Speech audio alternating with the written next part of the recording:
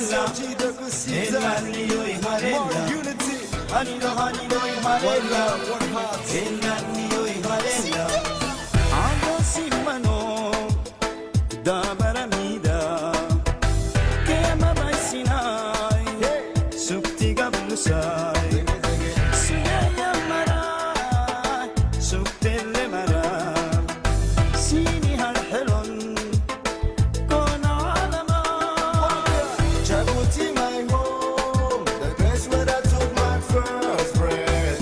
Non-stop every day, I'm still holding the faith. Jabuti my home, the place where I took my first breath. Non-stop every day, I'm still holding the faith. Good vibes, keep sharing good vibes. Que tu sois somali, arabe ou afar, si tu fais la différence, t'es en retard. En mettant en valeur notre histoire, ça nous empêche pas d'aller ailleurs pour voir. Dans l'unité, on va décrocher notre part. Puis pour nous rendre nos cultures et nos arts. Djibouti, my home, the place where I took my first breath. Non-stop every day, I'm still holding the faith. Djibouti, my home, the place where I took my first breath. Non-stop every day, I'm still holding the faith. Hola, Bari, Gabayo Bari, Sada yo Bari, Sadih Lewana, Sida Baritnu, Ikino Adai, Wana Negene, Sita Ganino, Hanino Hanino y Harena, Enanio y Harena, Hanino Hanino y Harena, Enanio y Harena, Hanino Hanino y Harena, Enanio y Harena, Hanino Hanino y Harena, Enanio y Harena, Nafain Ada, Hinani Gaddai, Nagadne Bola, Wadir Rastai, Bisuttanini, La Fitna Kunna, Horat Bolani. السلام عليكم ورحمة الله وبركاته داود يال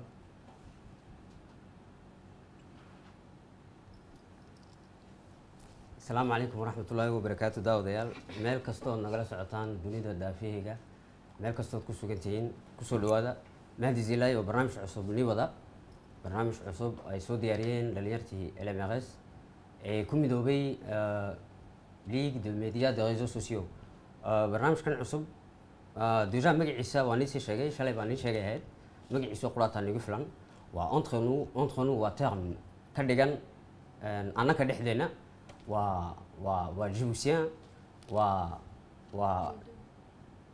waa hab laysku fahmo wixii noo dana waddankeena ma ka sheekaysan karaynaa annagoo ah dhalinyar qasab maaha inaan siyaasad ka hadalno ما هينا كهذلنا واحد كله ودلكنا دباتو كنيا لكن أطن كجن وهدو طولي كفكرة يا مستقبل كوجا وايو وده كان أناك أيا لو رجدون هدو طولي أناك أيو وده كيني نغنيا أناك أيا أتلين دونا ده ما حل نجسارن entre nous بني معنينا ترمي وح وكده لكن ما دام أندون يو سيدا عالم كدنيا دي أنت ذا كله إميسيون معها إميسيون أفرن إني نعم برشة كلا جارو عم با تتكلو دنا جار كارنلا دقن ما هو برنامج أفرن تذكر جبتي بس سيبا دليرتها سيدي تمجر لا يا فرتجر عيد والبا وحان كلنا يا عم فرن كسودو قدركم أنت كالنا حويا و la jeunesse au service de leur patrie هديان ترجمة واحد كده كانت هاي دليرتها كوهولن قرن كوه جينا وشقيان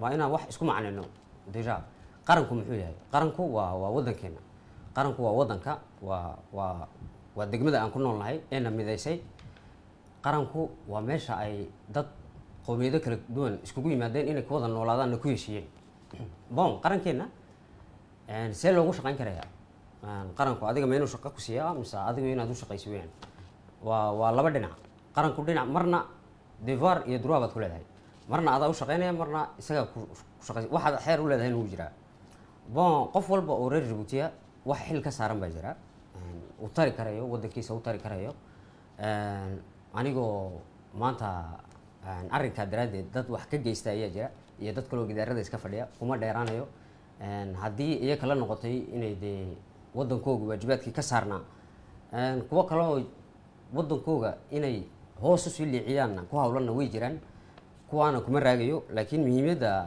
barnaamijka ayaan u dhaafay barnaamijkeena maanta waxaan kusoo qaadanaynaa 3 parti sidaan ii sheegay marti baa ila fadhida martida waan ii sheegi doonaa waan ii presenteyn doonaa cidda ay yihiin qaybta koowaad ee ka hadlay waxa weeyaan wadankeenu janjarta uu soo maray iyo maanta dhalinyartu heerka ay joogaan wadankeenu waa wadan aad u yar dadka ku nool aadna u yar yihiin degmo ahaanna u yar yahayba dadka ku noolna way yar yihiin laakiin wadankeena maanta wuxuu fursad haystaa oo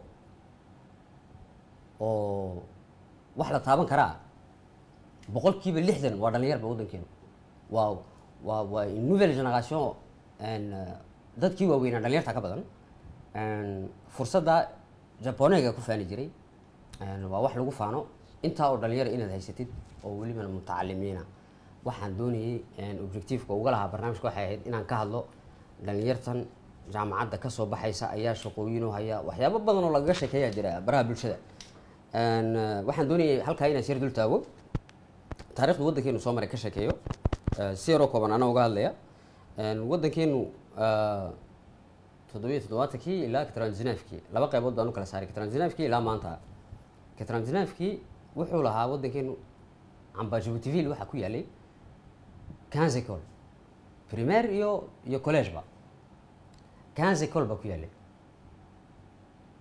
imagine hejadaha xabad xabad ma sii badnayn iskooladu 15 écoles imisay formin karayaan bay kula tahay waad soo tarin karaysaa de République son Portier Sud La Plaine Angela waad soo tarin karaysaa 16 weyn 16 écoles Djiboutiville ku yaalay même collège-ka Fugzawa marka lagu daro 99 wixii ka horeeyeen imisay formin karayaan Paul University baan lahayn aad u kooban oo yar badiya dadka Faransiiska loo diri jiray wixii de jaamacadda amba fursad haysta inay tagaan dibadda نعم ودكينو dadkuna way yaraayeen dhalinyartuna way yaraayeen oo iskoolku formin karayay marka fursaduhuna way yaraanayaan bay ka dhigan tahay maanta waa deed siniya bxay weeyaan ma waa 20 sano kadib imisay kula tahay inuu isbedelay uu triplay maanta iskoolka Djibouti waxa ku yaala école primaire waa 152 à 15 imisu gaaray ma triplayne je sais pas inta ku multiplier karaysid 152 buu gaaray 39 collèges baa jira iyo 16 lycées dans toute l'étendue du territoire marka waxa ka arki karaysaa wadankeenu dhalinyarta say u badatay dhalinyartuna potential bay leedahay sidii loo maaliyay ee faa'iidadooda looga soo saarayay amba wadankooda wax ugu tari karayeen bon jaamacaddii baa la soo gaaray jaamacadda waxa sanadka maanta ku jira ilaa 12000 ilaa 12000 saddexdii sano ugu dambeysay hadaan soo qaadano jaamacadda waxa ku jiray wada 10 kun bay gaadheen marka 10 kun oo arday kolka ay jaamacadda ka soo baxaan imagine 10 kun oo shaqo waa inaad diyaarisid ma dadkani waa inuu wuxuu diyaar si ahaado waxaan ogsoonahay jaamacadda in la furay faculty jadiida engineering ka mid yahay journalismiga la furay ahayd nacam meel walba baahidu jirto waxa kale oo la furay ahayd wadankeenu wuxuu faa'iidada ku helay taasi u keentay waa investissement badan ee soo galay wadankeena ayaa u asmaxday dhalinyar badan in la formeeyo oo waa kii madaxweynuhu yidhaahd iskoolka dhalinyartu ha ku raagaan ilaa saison qofku iskoolka dhigto waxa loogu celinayo waa si fursad ugu helaan si hadhow lagu shaqo tagi doonaan laakiin waxa kale oo jirta inay haddana fursadaha shaqadu yaraadaan waxa timiday tu kale oo la yiraahdo entrepreneuriaga oo qofku inuu kaliya iskeeni karayo waa initiative amba waa hindise uu madaxweynuhu aad u dhiirigeliyo waxa kamid ahaa khudbadihiisa had iyo jeer uu akhriyo waxa ku jirta haddii aan xasuusano markii dhaweyd uu turneega sameynayay heejadaha gala bixinta ku sameynayay madaxweynuhu wuxuu yiri uu maalin walba ku celinayo gobol walba ka yiri ninka qof shaqaysiiya amba gabadha qof shaqaysiisa anigu salaam baan u taagaya ka waran qofka toban qof shaqaysiiya waxay ka dhigan tahay waajibkii uu waddankan ka lahaa uu gutay bay ka dhigan tahay. markaan taa kaa leeyahay qof walba oo reer Jabuutiya waddankiisa wixii uu tari karayo inuu taro weeyaan. haddii aad wax baratay lugahaaga waad isku keeni karaysaa, maanta fursadaha jira. waxaa jirto kale club de jeunes entrepreneurs, je sais pas dadku aad badiya uma yaqaanin club de jeunes entrepreneurs-ku waa club isku keenay ilaa 200 oo entrepreneur baa jira, 200 oo dhalinyara oo u dhaxaysa 18 jir ilaa 35 jir oo shirkado leh. imagine 200 oo dhalinyara maaha kuwii shirkadaha aabahood ka dhaxlay iyo kuwaas maaha, may waa 200 oo dhalinyara oo kii ugu yarba ay u shaqayso qof 5 qof ilaa iyo 12 qof ayaa u shaqaysa. haddii lasoo tiriyo 5tii sano ugu dambeysay entrepreneuriaga Djibouti ilaa doublé, waayo waxaa jira fursado badan, kaliya jira fond development waa jira, meelo badan oo dadkii dhalinyarta laga caawiyo si ay waxyaabahooda u hirgeliyaan. dhalinyarta aaminsan fikir dhaba waxaa la beenaynaya halkaa oo cad. dad baa odhan jiray war wallahi projet haddaa la timaadid Djibouti waa laga xadaya. maanta sabab u siib projet waa laga xadaya, waxaas waxay ahayd sheeko majlis bay ahayd. maanta waxaa jira fikirkaa doonta haddaad la timaadid wax passion iyo dee adigu aad jeceshahay oo diyaar u tahay inaad hirgelisid, maanta Djibouti waad ka hirgelin karaysaa. taa laba shay baa sababtay. labada shay ay sababtay waa nabadda iyo kalsoonida. waddankeena waxaa taala nabad waxa la yidhaahdo. nabadda waxaa ku dhex jirta degenaansho, waxaa ku dhex jirta amniga. marka la sheegayo xitaa facebooka dadka qaar ay yidhaahdeen riyaad agteeda waxaan ku aragnaa gaari booliis, maxay waan usoo noqon doonaa waxaan sababtaa u sheegayo. nacam waxay ka dhigaan dalku dal dee argagixisii wax ku jirta amba dictatoriyeed, may sidaa maaha. waa dal amnigiisa iyo nabadiisa la sugayo. dadku hadday nabad helaan waxay helayaan inay xasiloonaadaan. nabad markay hesho waa xasiloonaanaysaa. xasiloonida waxay keenaysaa sinaan inay timaado. sinaantuna waxay keenaysaa cadaalad.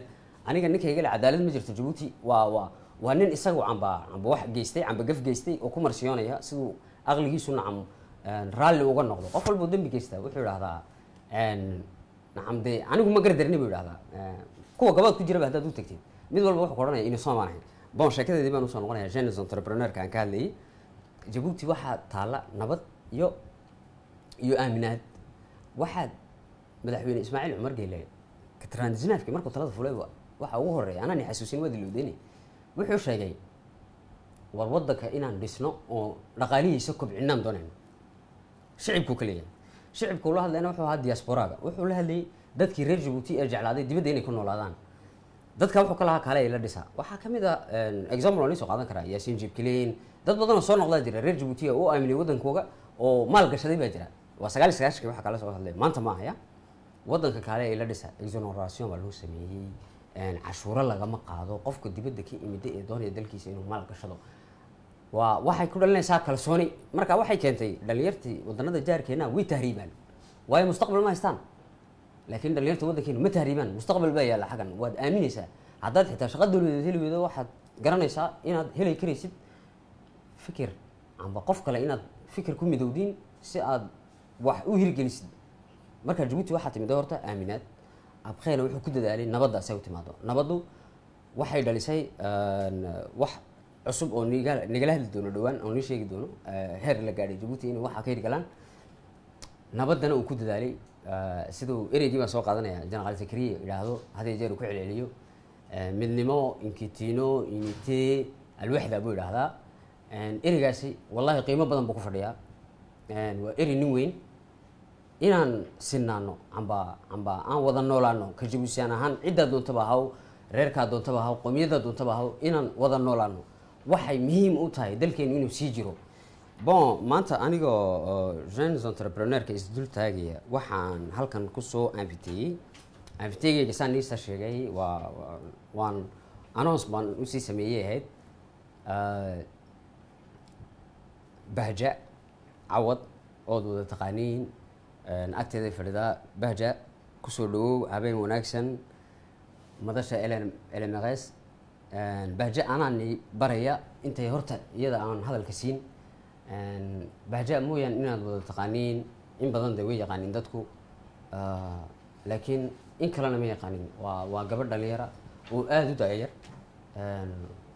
waa gabadh nacam hoobigaygu amba passionkaygu waxyaabaha kale ee gabdhaha nacam ku yar tahay gabadh caynkaas oo kale inay jirto amba waddankeena ma jirtaan u malaynaya waa gabadh bahja waxaan la dhacay inay wax walba oo shaag leh wadi karayso kaga qabo baaskiil moto bajaaj taxi ya wallahi runtaa sheegaya hadde bicab basgaagaab askarogo sinotrag cagaf c'est inimaginable wallahi da gabadh de da leeg weliba raggaba xitaa lagama helayo nin intaasoo wax wadi karaya badiya dadka geerishka weliba lagu yaqaana ninkan waa geerishmaana wax kastuu wadi karaya maxay on est en live on peut maxay présenter parler en tout maxaan ku dhahday si allays aan wada sheekaysan karayna bon waxaan doonaya dadka inaan kaa horta aragti kaa siiyo intaanan ku barin bahja laakiin adiga ayaan ku dayn inaad isbartid bahja cawad waxaan ku odhan lahaa horta bulshadana daawanaysa isbar magacaaga halkaad ku dhalatay waxaad qabatid goorta ay kugu dhalatay passionkan bal nooga warran bahja. Salam alaikum. Je m'appelle Bahja Zeki Awad. Je suis née à Djibouti. J'ai 22 ans. J'ai un bac en économique et social. Pour l'instant, je suis monitrice d'auto-école. Dans l'auto-école Zaki, bien sûr. Je suis là pour former les femmes, surtout les femmes. Parce qu'ils ont du mal à faire les conduites avec les hommes, les moniteurs. Et du coup, je suis là pour les former, pour pas qu'ils hésitent de se lancer en cet exercice. Je dis bienvenue à toutes les femmes pour les conduites d'auto-école. Et je suis là aussi pour former les hommes. Je forme tout le monde, quoi, sur les différentes catégories routières. De A à E, bien sûr, et bientôt le bateau, Inch'Allah. Bateau qui est notre coup d'arrêt. En coup d'arrêt, non. On peut parler pour aller aussi. C'est autre émission que c'est à la Djiboutienne. On peut parler comme si on était à la maison. D'accord, même en coup d'arrêt, il n'y a pas de souci. Même bateau qui est notre coup d'arrêt. Bateau dit, j'ai le permis bateau, mais je ne forme pas pour l'instant. C'est bateau baraté, là, on gêne le certificat. Mais ça s'apprend, ce n'est pas un don aussi. Mais voilà, barankaraya, il n'y a pas de souci. Mais c'est faut te mettre dans la formation, quoi, si tu veux vraiment avancer. J'ai été formée parce que je ne suis pas née aussi, connais tout. On m'a formée. Il y avait des échecs, oui, mais j'ai essayé de faire les pas et j'ai réussi, bien sûr. Du coup, c'est les pas en dedans. Ok, cette société où vous êtes 22 ans, ça dépend des parents aussi. Parce que mon père, il me laisse faire tout, il me guide. Il est tout le temps à mes côtés. Il est tout le temps à mes côtés. Il me montre, fais ça, fais ci, fais. Du coup, il me laisse pas faire toute seule en même temps. Il me montre et il me laisse faire après. Du coup, je suis aidée, quoi. On m'aide bien, franchement. Et la société, je suis là à gérer, c'est vrai, Warun, mais je ne gère pas tout, quoi. Voilà. Société auto-école exactement.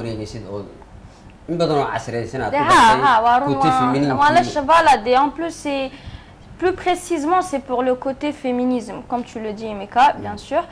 Je ne suis pas tout le temps, bien sûr, à former, mais c'est par demande.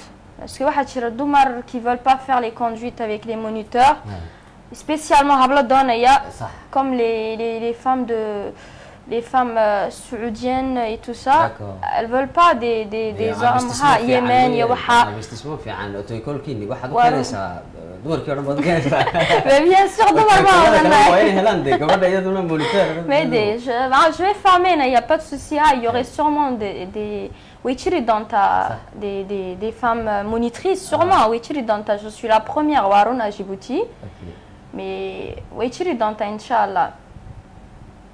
bahj waxaa kaloo doon inaan ku weydiiyo Ha. barnaamij baa jira aad bilowdeen wixii aan uga hadlayay Jabuuti nabad baa jirta iyo amni baa jira aniga lahaa ها waxay dhalisay wax cusub waxaa jirta barnaamij adiyo hablaha asxaabtiin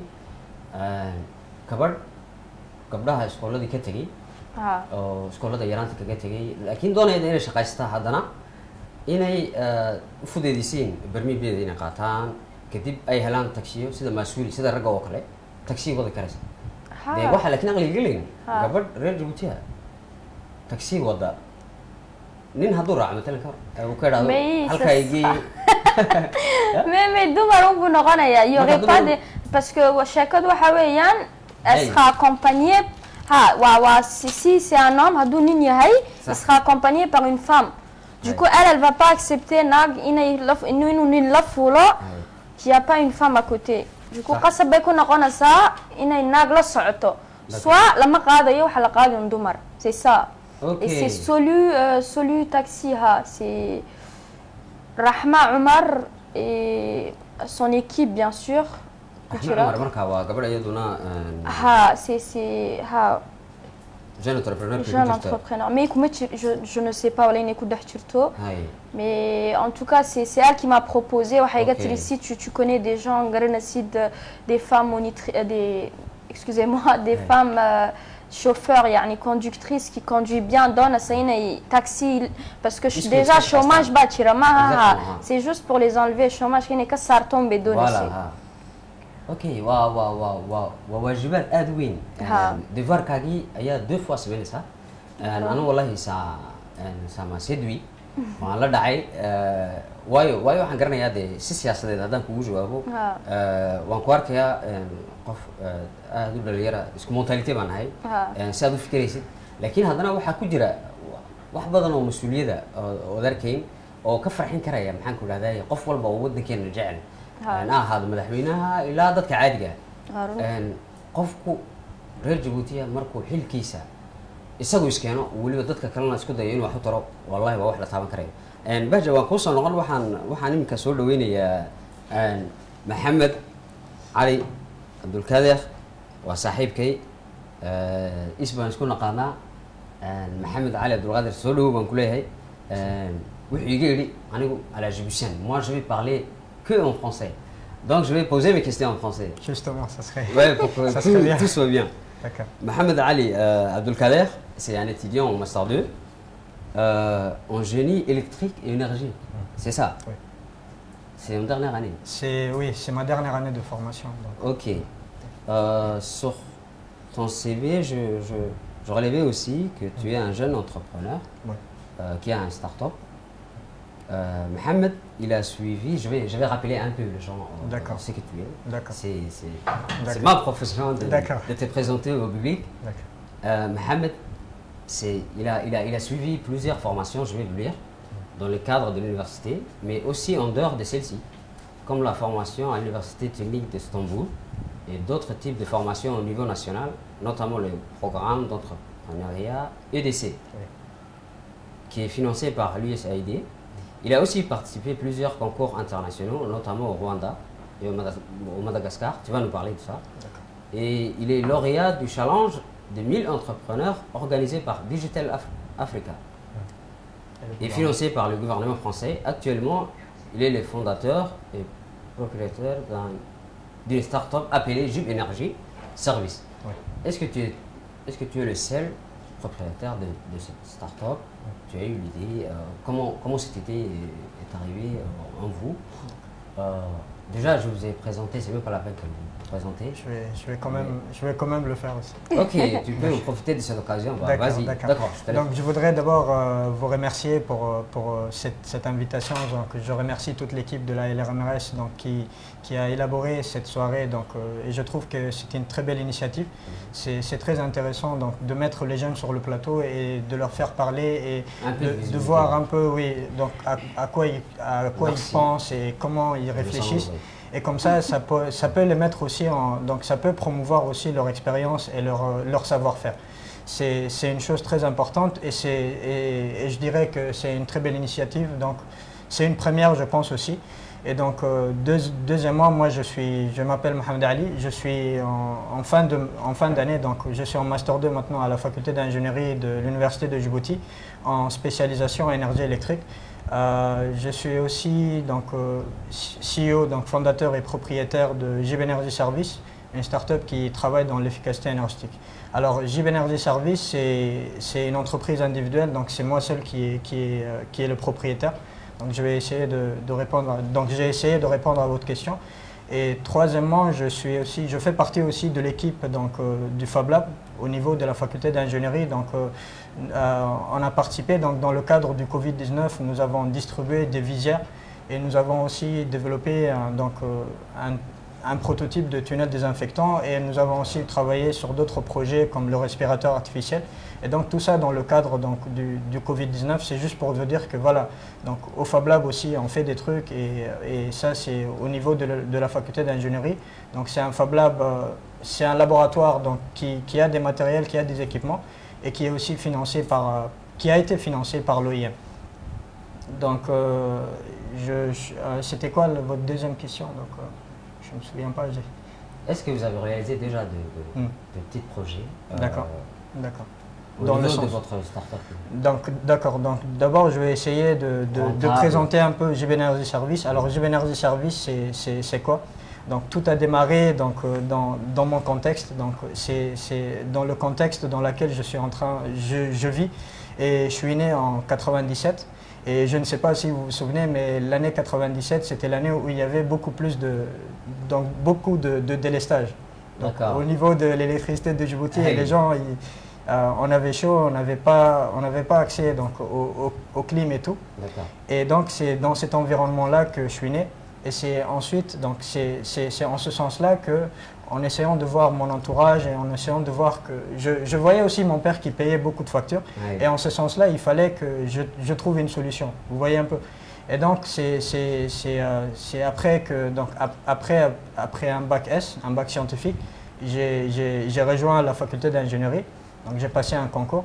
Et donc, dans la faculté, la faculté d'ingénierie, c'était une façon pour moi d'être plus... Donc, de promouvoir vraiment cette soif de chercher une solution, de chercher donc, une alternative pour la société. Et donc, c'est en ce sens-là que j'ai développé plusieurs projets.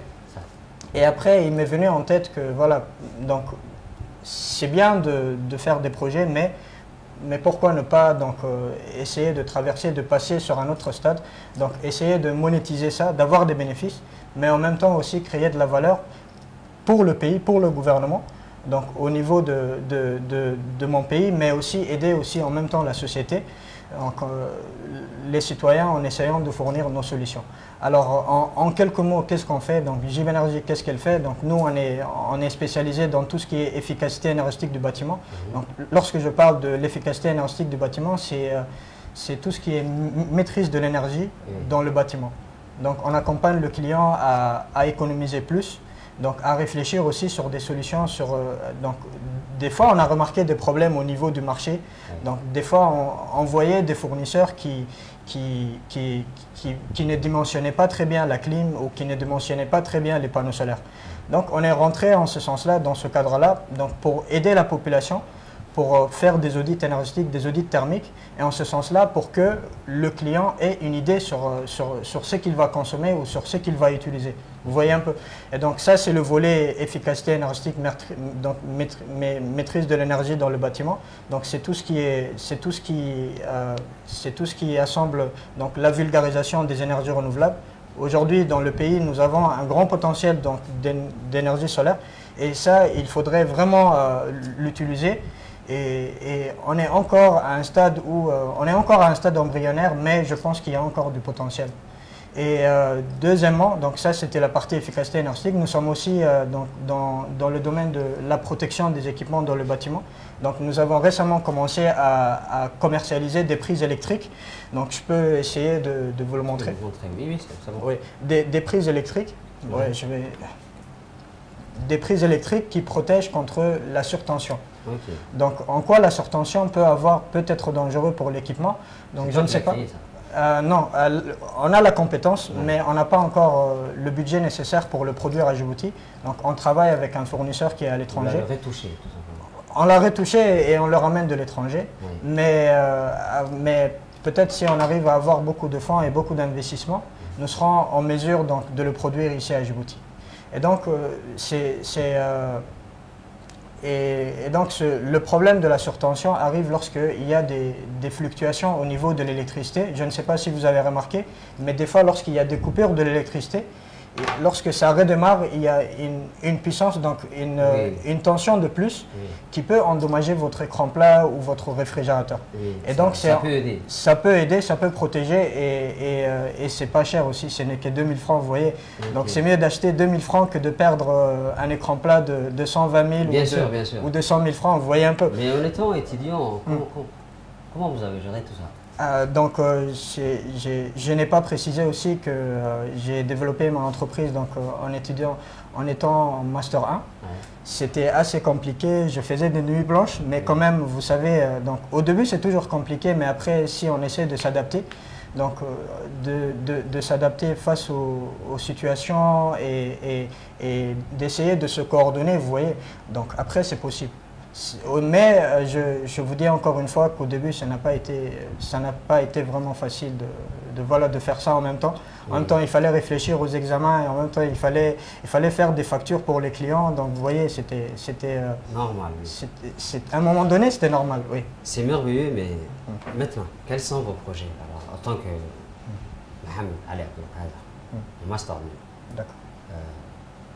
Tu vois la vraie vie à Djibouti. Et à ton niveau, quels sont tes projets à l'avenir?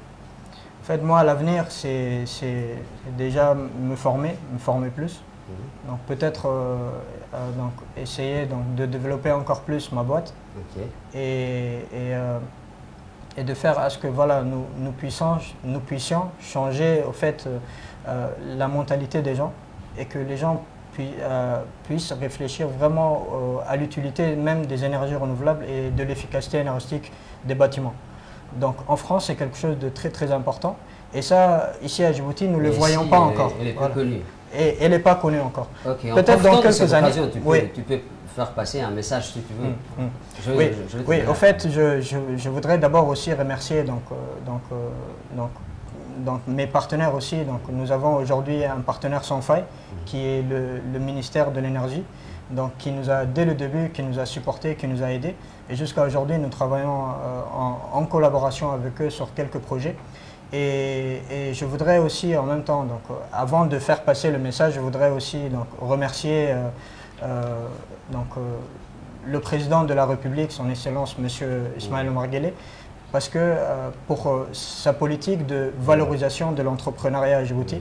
Donc l'entrepreneuriat aujourd'hui, le chômage est devenu une fatalité, vous voyez. Et donc il faudrait trouver une autre alternative, il faudrait que les jeunes puissent réfléchir à comment créer des projets et en ce sens-là, essayer de valoriser donc ce qu'ils font et comme ça essayer de développer et faire de la valeur pour le pays. Vous voyez, donc le seul message que je pourrais faire passer aux jeunes, c'est que voilà, donc aujourd'hui, je vois des jeunes qui sont perdus, qui ont leur diplôme et qui sont à la maison. C'est malheureux. C'est assez malheureux, mais quand même, voilà, vous voyez un peu, donc comment dire aussi, aujourd'hui à Djibouti, il y a beaucoup de potentiel. Il y a beaucoup de choses à faire, il y a beaucoup de domaines, des opportunités qui n'ont pas encore été développées. Donc il faudrait juste qu'un jeune aujourd'hui réfléchisse à une solution qu'on a. Donc il y a beaucoup de problèmes dans la société est confrontée. Et en ce sens-là, il faudrait que, voilà, qu'on puisse développer des solutions. Aujourd'hui, vous savez, à Djibouti, les structures ne manquent pas. Il y a beaucoup de structures d'incubation, il y a des incubateurs, il y a beaucoup d'incubateurs aujourd'hui, il y a la clé, il y a le centre de technologie, d'innovation et de développement aussi. Donc en ce sens-là, je vais peut-être faire une petite parenthèse parce que là, cette idée, c'est au début. Donc l'année dernière, j'ai suivi une incubation d'une année. Et donc ça m'a permis aussi de rendre plus mature mon projet. Et aussi parce que vous voyez, nous, on est en tant qu'ingénieur, on est assez technique. Et tout ce qui est marketing, tout ce qui est comptabilité, c'était des gros chiffres pour nous. Et après, donc, grâce à des formations qu'on a suivies donc, en ce sens-là, nous avons pu se former et nous avons pu vraiment donc, développer des expériences sur la gestion de l'entreprise. Et ça, c'est très important. Donc les jeunes doivent se former et donc d'abord trouver les solutions et doivent se former et comme ça essayer de rendre leur projet mature. Et après, vous voyez, donc, il y a beaucoup de, donc, comme vous avez cité, il y a beaucoup de facilités. Il y a des, donc la patente est exonérée pour les 3 premières années et tout. Donc il faudrait peut-être qu'il y ait plus de sensibilisation aussi au niveau du gouvernement. Ça, c'est notre travail. Oui, oui, ça, c'est, voilà, qu'il y ait plus de... C'est pour ça que je vous ai invité aujourd'hui. Justement, qu'il y ait beaucoup, plus Mohamed, je vais revenir sur vous. Maintenant, là où tu en es, je ne sais pas, projet, la démarche à Koujiran, hablaha, hablaha du jirta, badia. Hablaha, proformer Kouba. Handicapé, mais jirana formé ici. Si, oui, Chirin, handicapé, informé, mais en moto. Ok. C'est-à-dire, voilà, on les a formés, mais c'était pas des véhicules spécialisés. La Kinimik en Sawana, on est en cours. Des véhicules spécialisés. Exactement. Pour les personnes qui ne sont pas en capacité de conduire ou pour les handicapés surtout. C'est quoi tes projets? Il y a Zeki Auto. Soqof baad hawl gelisa oo ku shaqeysa Zeki Auto. Inkasta ay tahay entreprise familiale de. Oui, bien sûr, on est dans les 5. 5 avec moi, 5 bien sûr. D'accord. واحد جديد كوسو بيرلي شنو ça dépend. Il y aurait sûrement des rajouts d'employés. D'accord. Quel est ton message? Jenka, دوني سمعت إنك كفاية parce que dad badan baan daawanaya. D'accord. waa fursad fiican. baashada badan bay maraysaa. والله dhalinyar waxaa tahay fikir wanaagsan baad nigu jira anu waan midareemay si qoqsaa waxaan isoo invitiyayba laakiin dhalinyarta kale ee waddankeena inaan la bartaashayaan jeclaa fikirka maxamedna waan dhageysanay bal adiguna message si taabay à passer. J'ai un petit message à passer, bien sûr. Il ne suffit pas d'écrire, de diffuser, de parler, mais il faut faire l'acte. Si tu ne bouges pas, il n'y aurait pas. Du coup, tu dois le faire toi-même d'abord. Il faut prouver ce que tu peux faire avant tout. Du coup, petit à petit, exemple comme M. Mohamed, Mika, il n'a pas attendu qu'on l'appelle pour lui dire qu'Allah il vient, on va essayer de faire ça, mais il l'a fait lui-même. Du coup, c'est ça le message. Faut agir dès maintenant, dès jeune âge, pour aller plus loin. Sinon, après, ça sera trop tard. Ayez du courage, croire en son pays. Exactement, parce qu'il ne faut pas avoir peur de l'échec. Ouais. Chaque échec, c'est un pas vers l'avant. Donc, il ne faut pas avoir peur, faut affronter les problèmes. Je voulais peut-être mettre l'accent sur quelque chose donc, oui, avant de pouvoir donc, terminer. Donc, il y a un très bon point que vous avez cité au milieu donc, de la présentation. Vous avez dit que donc, les jeunes ont vraiment peur à ce que leur idée de projet soit volée. Ouais. Vous voyez, moi je pense que cela n'est pas vraiment possible parce que la seule personne qui a beaucoup plus donc, de détails sur ton projet, c'est toi-même. Tout est dans ta tête. Donc vous voyez un peu. Donc, et lorsque donc, vous avez peur qu'une autre personne puisse le voler, donc ce n'est pas vraiment concevable. Ça n'existe pas vraiment, vous voyez. Donc, tu es le témoin vivant. Oui, oui. Donc aujourd'hui, la seule chose qu'on peut avoir, c'est des concurrents. Oui. Donc, et la concurrence, c'est quelque chose qui est très importante. Oui. Et ça motive quoi. On doit vraiment sortir de la monopolie et promouvoir plus la concurrence. Et c'est ça qui va vraiment accélérer le développement donc, du pays. D'accord. Donc c'était juste sur ça que je voulais intervenir. Donc, avant que, voilà, merci beaucoup. J'aurais aimé que tu parles un peu d'Afar. En Afar Afar, quoi. C'est pas grave, entre nous. Ça serait peut-être assez professionnel. Donc je me suis dit que ça serait assez professionnel de parler en Afar, vous voyez, de parler en français. Hein? dans Oui. le professionnalisme. On n'est pas sur le plateau du France 24, Yeah, yeah. je sais pas quoi. Aïe, On est ici à Djibouti, D'accord. on est tranquille, on est D'accord. peace, on se connaît. donc donc asaku maxay abar amakene saxtemi maxay kadda ko gaxsa kadda maxay kadda initiative arxe maxay tamanna tad'alu ne saxtemihi oo kudir maxay tama initiative ke tama ayda ka kan bisoh bianan fadinta maxay oo mago cundanete detasgalen fadinta وانا لله محاي تمنى لها كل نعم وكل نمسيني إذا اللي إدي أبو دودان تمنى تبلي كوا كدر محاي معي مرحي بسوه بيتم فدينته وكدر محاي كادونا آخره نعم أمونا هبه كدقا دقا حسن فيها كي كله محاي كادونا نيا كومبانيا بمراكي نيا معنا حتى مراكادونا محاي كدقا دقحسا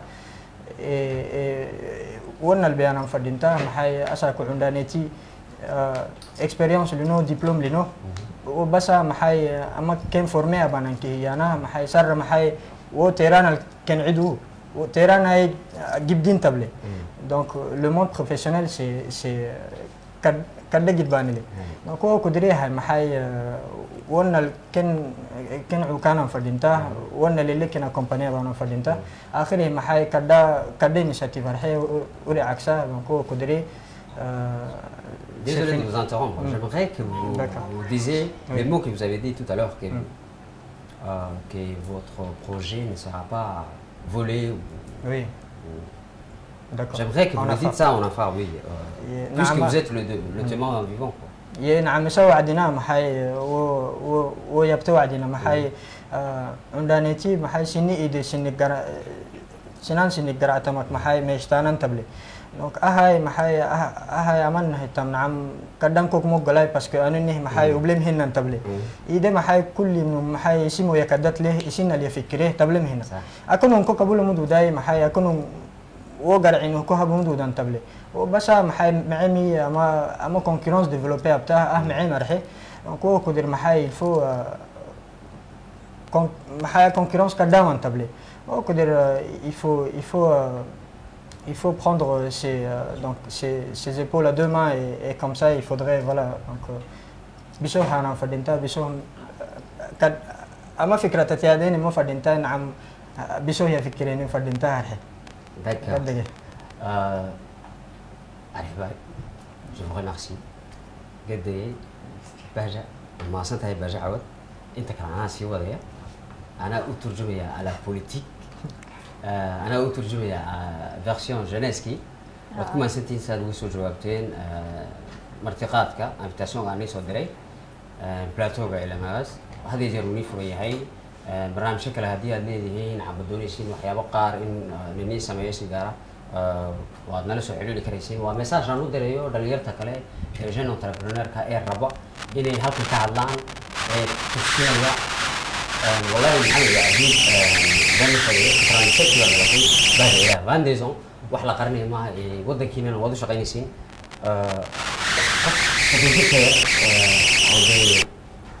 explorer déjà qui a une carrière c'est quelque chose d'énorme ووحوين نبقى أمانة لكن رنتنا شيء وي جيران ضد كتون جيرة وحبا قبل وحبا نسوي سمين بقى نولش وضنك وحبو ترين إلى 50 ans نعم نعم soyez fiers de vous نعم دكتوراه نوي جيران او دي انتليجنس كالهين نعم تعليمته كبر دغنو نعم ما بحسد اقونت iyo waxa tiri kareysid saasi andon waa wax ilaahay kugu dhaliyay waa haybad inaad esprit entrepreneurial yeelatid oo isku tuurtid suuqa oo ka shaqaysid baaji walaalo kala waad leedahay walaalahaaga hayamooyan waxay u kali waayeen domeenkan waxay ka dhigan tahay je te prouve que tu as été fait pour ça et tu dois être fier maintenant waxaad tiri baatoogan ku beerinaya anigu hadda toban kaaray je te dis chapeau bas merci beaucoup c'est un réel plaisir de faire votre connaissance en tant que jeune sidaan u karti badan. Je vous remercie d'avoir accepté mon invitation. Merci waan ku batay. Hey. Ok, dadkaan la haday. Marhaba. Commentaire. السلام عليكم. Oui, عليكم السلام. soo dhawow. toos baad ugu jirtaa. aad iyo aad buu barnaamijka inoo cajabiyey annakii oo ah barayaashii dowladda Djibouti barayaasha ka ah. Okay. Dhalinyartii Djibouti ee tiradoodu ay ka koobnayd 13,000 ku dhawaad inay ka dhigatay jaamacadda Djibouti. صح. dhalinyartan caawa aad u yeedheen horta waan idin hambalyaynayaa walaalayaal anigii oo ah barayaashii qaranka Djibouti ka mid ah. way ku maqlayaan way kaa gudubeen. waxaan rabaa dhalinyartaay ma waxay leedahay rajo iyay u jeexayaan dhalinyarta dhigooga ay ka dhigta jaamacadda Djibouti. ها markhaati way u yihiin. iyakii oo tixgelinaya iyakii oo tixgelinaya waddankooga khayraad ilaahay waxa uu ku manaystay oo ka kooban cadceed dhagax bad milix iyo khayraad wixii badda ku jira iyo wixii barrinka jooga. iyakii oo aaminsan miyay rajo u yihiin dhalinyarta soo socota ee reer Djibouti inay waxa dalkoogu leeyahay ay aamini karaan ay shaqo abuur ka samaysan karaan inta kula joogta caawa ma horseed bay u yihiin mase may aaminsan yihiin inay ku najixi karayaan wixii waddankoogu leeyahay. macalin maanaa kaaga jawaaba su-aasha mise iyakaan u dhiibaa. waxaan jeclaa inaad iyaka u dhiibto. marxaba bahja haddii aad fahmin anaa kuu turjumay wuxuu ka jeedaa maanta ma u noqon karaysiin espoir dhalinyarta jaamacadda ka soo bixi doonta plus de 13,000 vont être diplômés d'ici la fin de l'année. D'accord. dee waddankuna nacam shaqo intaa le qof walba inuu dowladda u shaqo tago c'est pas logique ba ma. Oui, c'est pas logique horta taas. laakiin maxaad ka odhan lahayd nacam inay iyaku iskeenaan waddankooga aaminaan. iyaku waa inay iskeenaan bien sûr parce que faut pas compter sur quelqu'un pour aller vers l'avant. waa inuu iyaku ay horta hadday u baahan yihiinna dee ciddaad doonta adigoo qofku doona ahaada. hadday u baahan yihiin gargaar et tout lama waayayo. faut demander mais faut avoir l'idée toi-même. Il y a suginina laga yiraahdo comme je l'ai dit il y a encore des cas là on court semaine non il y a pas cette histoire. waa inuu iyaku ka fikiraan iraadaan maxaan karaynaa maxaan qaban karaynaa qu'est-ce qu'on peut faire on est capable de faire quoi après pour le développement du pays parce que hadduu qof walba doonayo inuu qaato uu iraado dowladdan shaqayn c'est impossible. ma noqonayso taas. waa runtaada. Mohamed qu'est-ce que tu en dis par rapport à quoi? Par rapport à propos de tout ça, la jeunesse, les jeunes diplômés qui vont sortir bientôt à l'université, quel message transmettez à eux puisque plus de 13,000 emplois, c'est pas possible. C'est pas facile de trouver aussi. Ouais. Donc c'est par rapport à ce que j'avais dit aussi donc dernièrement. Donc, il faudrait que... Tu l'as dit en affaires. Je l'ai dit en affaires, mais je l'avais dit aussi en français. Donc il faudrait que les jeunes puissent réfléchir à comment faire de la valeur, à trouver des solutions donc, pour les problématiques de nos quotidiens, vous voyez. Et ce n'est pas donc le truc, ce n'est pas donc d'avoir un diplôme et de comment dire d'entrer dans un bureau, de chercher une place dans un bureau donc climatisé, vous voyez. Aujourd'hui, la fonction publique est saturée, donc il faudrait qu'on puisse donc produire beaucoup plus d'industrie. Donc il n'y a pas beaucoup d'industrie aujourd'hui à Djibouti. Et vous voyez, aujourd'hui, Djibouti, on n'a pas de ressources naturelles, on n'a rien. Mais la seule ressource, c'est quoi? C'est la ressource humaine. Donc la ressource humaine, je peux prendre un exemple de la Corée du Sud. Vous savez, la Corée du Sud, elle n'a rien. Mais comment elle a pu se développer en quelques années? C'est grâce à sa population, c'est grâce à des gens qui sont super éduqués et qui ont pu donc vraiment dans le sens du développement donc du milieu privé. C'est ça qui a permis à voilà aujourd'hui qu'il soit à ce stade-là.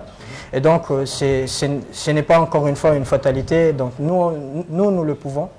On peut, même si ça prendra 10 ans, 15 ans ou 20 ans, mais quand même la limite c'est vers un pays prospère. Donc on est déjà un pays prospère donc, à laquelle la paix règne. Mais quand même aussi on devrait aussi donc la limite sera le développement et donc la production même de la richesse du pays. Ok, waxaan doonaya inaan ku daro ok telefoon baan qaadanay suug. Allo, assalaamu calaykum waayo. عليكم السلام ومهد ويا soo dhow mahad oono. صباح خير. بس عطاي haya barnaamijku aad la socotay. inta yar ugu dambeysay inaka la hadlaysan aan ka soo gayaa la kulmo aan ka soo gaaray marka xalay baan sii sheegay inaad sii fadhiisatid oo la socotid baad maade. may wallahi walaalkay duruufo yar hay familia la ku jiray inta waa niyada cabdisina waan ka jeclahay sax ay maxaad kala qayb galay bal barnaamijka. اوكي waxa weeyaan horta waan salaamayaa labada jeanka talaatoon kula fadhida way ka qaadeen Bahje iyo Maxamed. waa kaas waxaan u arkaa waa dalin reeshiitii aad u firfircoon oo dalinta loo baahnaa dalka wax u soo biiri kartay sax waxaan warkaa soo dhifay aan tarajal hay waxaan anigu aan ku soo dirsan lahaa suuqada caad waday shiraayo horta waa adigu ku taayina shaqsiyaadka dadka suuqada soo badashay waxaan ku darsanayaa fikir ahaan iyo oray ahaan waxaan ku darsanayaa horta Djibouti waa dad jaan creativity leh hay waxyaalo badan la sameyn karaya waxaan aan oran lahaa in surtout fond développement Djibouti waxa loogu talagalay waa janaska ka faa'iideystaan shaqa abuur iyo wixii ay project ay wataan markii qofkii jaaka markuu jaamacad ka soo baxay lama dhihi karo inuu dulsho u qato raad waa dawladda inay shaqeeysaa waxa weeyaan waa inay jaaka dhexdooda isku filnaadaan inuu wada creative projectkiisa uu soo bandhigo ama soo development uu ku adkeyn fikirka baan bedelaynaa ha wakaas waa inay fond development ay company ma u sameeyaan jaanka waayo ay madaxweynuhu objective ka lahaa création of development waxay ahay inay assistayaan ayna accompagneyaan xitaa waa inay iyaguna aaminaan dhalinyartuna waa inay aaminaan inay jirto laamo dawladda oo gargaaraya haddii ay wataan fikir maskax gala amba dee ay aaminsan yihiin exactly qofka dhalinta haduu rabo ma soo baxay dawladda shaqo ma hayso mucaarada halkaaba u shii budka dhagaxa qaadanaya sax waxaan u maleynay fikirkaasi waa in hore looga talaabsado oo qof walba maanta soo baxa jaamacaddu dib soo qofka galbeed oo kilo logistic patawaynu soo bandhigtaa shirkadda logistic transport inuu sameystaa waarun ha digtay contability waa inuu soo bandhigaa shirkad sida maxaa fara xisaabaad guud u sameyn karta shirkadaha kale ee Djibouti laakiin ajnabi waa soo yaa contability oo xira shirkadaha Djibouti je ne prends pas donc pour développement waxaan ugu disanaynaa ciyaalka compagnian dalintaasna ay creativity iyo ay keenaan emojiyan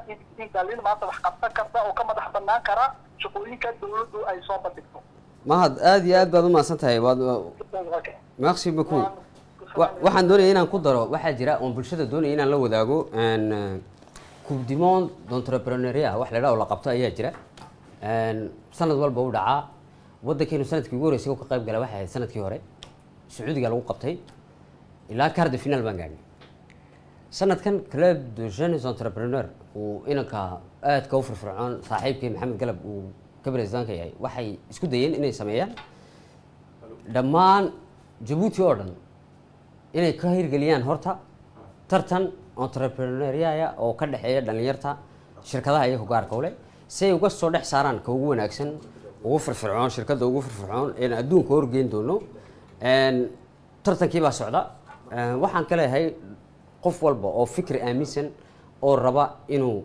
hirgeliyo fikirkiisa oo doonaya inuu kaliya shirkad samaysto inuu la xiriiri karo club de jeunes entrepreneurs amba kaliya tagi karo amba fond development oo dhigan karo dossier-giisa iyo project-giisa iyo fikirkiisa amba cidii ka caawin karaysaba laakiin club de jeunes entrepreneurs waxay ballan qaadayaan amba haddii aad ku biirtid ay faa'iido adiga ku taraysaa inaa lagu tababaro inaa tartan lagu geliyo oo waayo waxaad arkaysaa dad iyaguna shirkada leh oo clubkaasi wuxuu isku keenaa waa PME waa shirkadaha aadka u yaryar ma waaweynay 5 ilaa 20 qof shaqaysiya ayuu isku keenaa badiyaa wuxuu isku keenaa dadka debutanka imka bilaabaya iyagu shirkada ay dhaxleen maaha aabood ka dhaxleen waa dadka imka dhalinyarta waliba jaamacadaha ka soo baxday ama dibadda ka yimaado ama qof dhalinyaro waxba qaban ay raba inuu fikirkiisa hirgeliyo marka sanadkan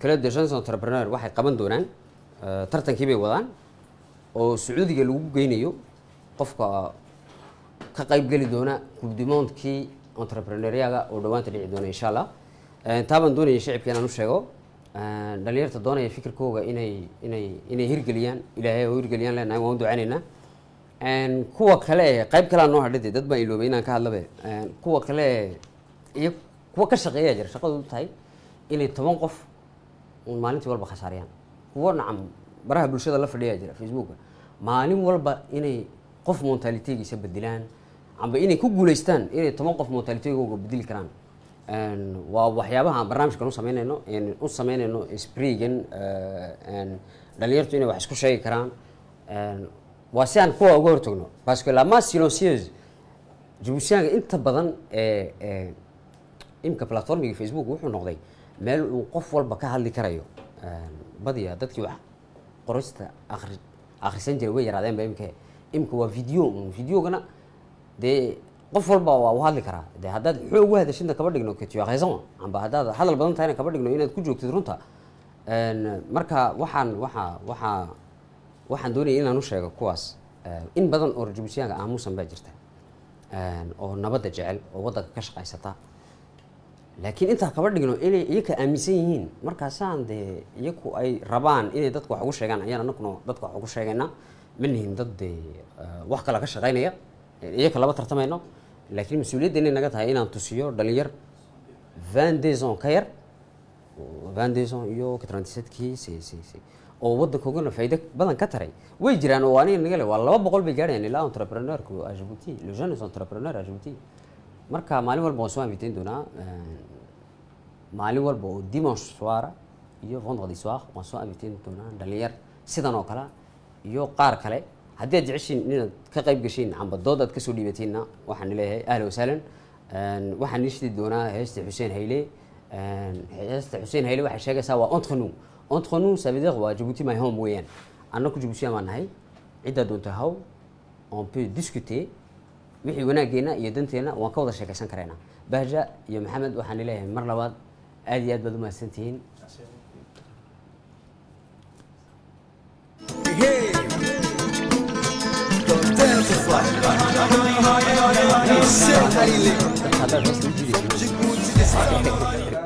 cherche la chanson. Donc je voulais aussi donc pour toutes les personnes qui voudraient donc avoir des conseils et bénéficier de nos services, vous pourrez donc aimer notre page JB Energy Service et nous suivre, et comme ça vous pourrez aussi nous contacter. De faire une publicité dans mon émission. En même temps, je profite de la situation. Je profite de la situation parce que donc voilà, donc je voulais en ce sens-là, donc s'il y aurait des clients qui voudraient, donc qui auraient des problèmes avec donc l'énergie dans leur bâtiment et tout, donc on est là, on est disponible, et si vous voulez aussi nous contacter pour avoir les prises électriques, alors nous sommes à votre disposition. Merci beaucoup. Ok, bah. Du coup, Djibouti, c'est pas comme en France, Mouina.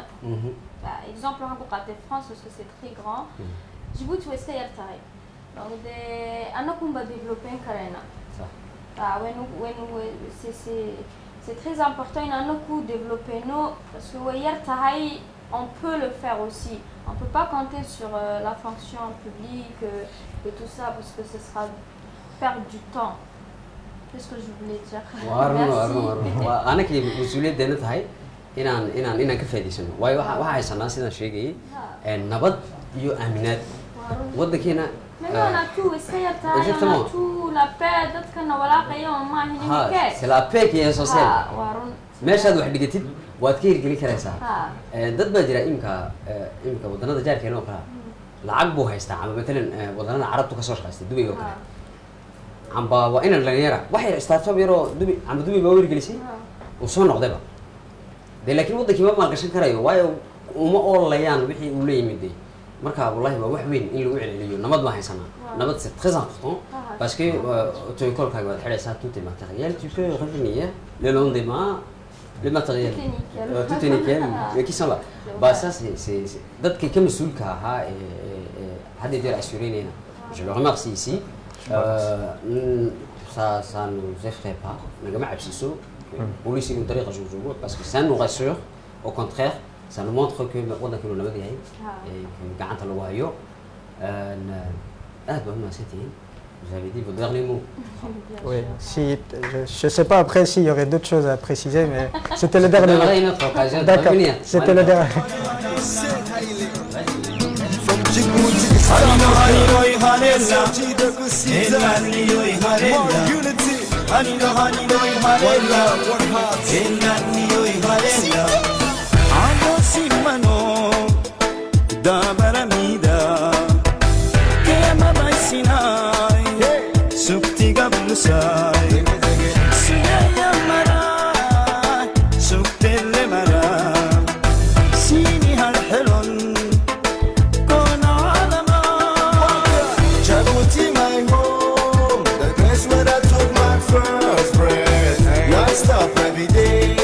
I'm still holding the faith.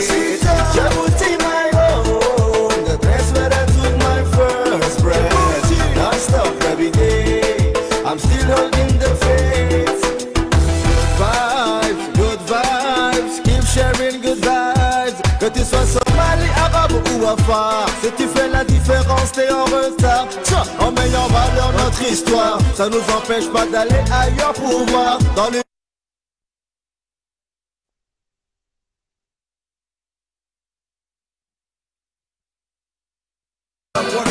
In